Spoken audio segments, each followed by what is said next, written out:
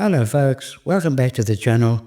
This is going to be just a short video to show you a little trick in Mixcraft with clip automation.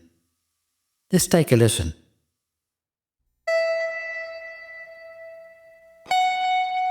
Wait for it.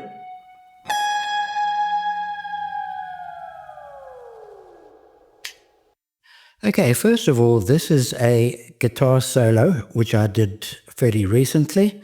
Let's just get it back to the correct perspective there, and we will unsolo that. So this is my cover of a song called The High and the Mighty by a British group called The Shadows, and it sounds like this.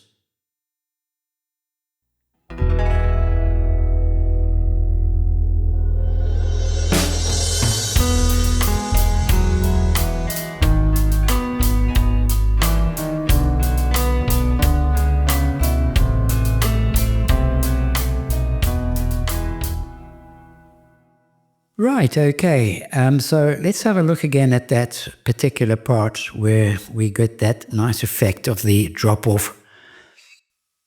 I think it was round about, there it is here. I'm just going to enlarge this track so we can see it again. So in the context of the mix, it's sounding like this.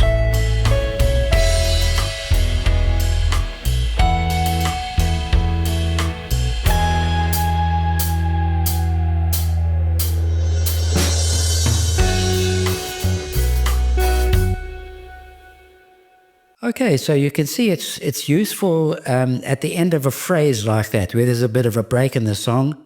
The note just dies out, and it also pans out to the one side, and then it comes back in again with a cymbal swell, as we saw there. So I'd like to just show you how I did that. I'm going to just get everything back to normal again, and what I've done is that I've made a duplicate of that lead guitar track, but without the effects. So I'm going to just enlarge that. We will solo that one so it'll mute everything else. So this is how it was as it was played.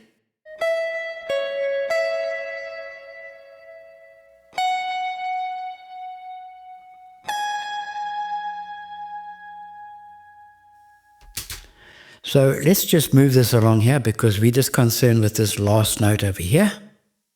And what I want to do is just to isolate that note by splitting it. So Control and Alt, I will clip it there and clip it there. So we currently have that.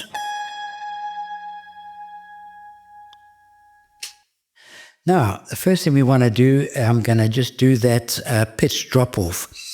And with that selected, we come up to the pitch there. Okay, now we see we've got a line that's straight pitch. And this you will just play by ear, how many semitones you want to drop it. Sometimes I find just 2 or 3 semitones is sufficient. This one I actually used 8, so I'm going to pull it down to about 8 semitones. But now be careful, because if I play this now,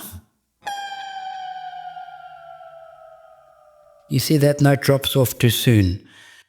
Now, just for the purpose of this video, I'm going to normalize this particular clip with Control and K, so it's a bit bigger.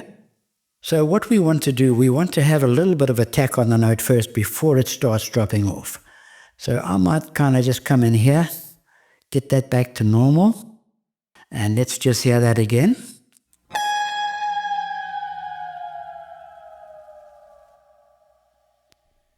Okay, I think what I'm going to do is kind of extend that a little bit further like that, so it takes a little bit more time before it starts to drop. And we now got it sounding like this.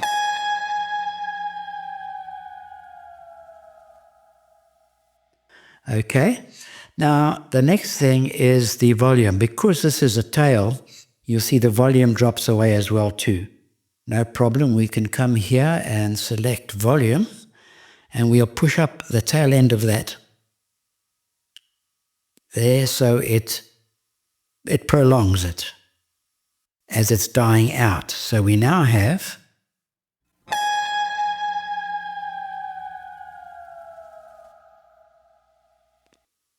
but we're not done yet. We're going to pan it off so it falls off towards the right-hand side.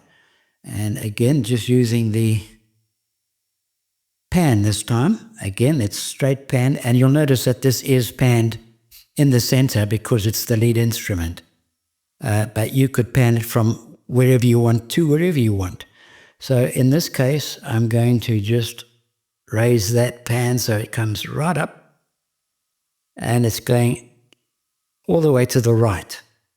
So now what we have the drop-off in pitch, we have the increase in volume for the tail, and we now have it panned, and so it's going to sound like this.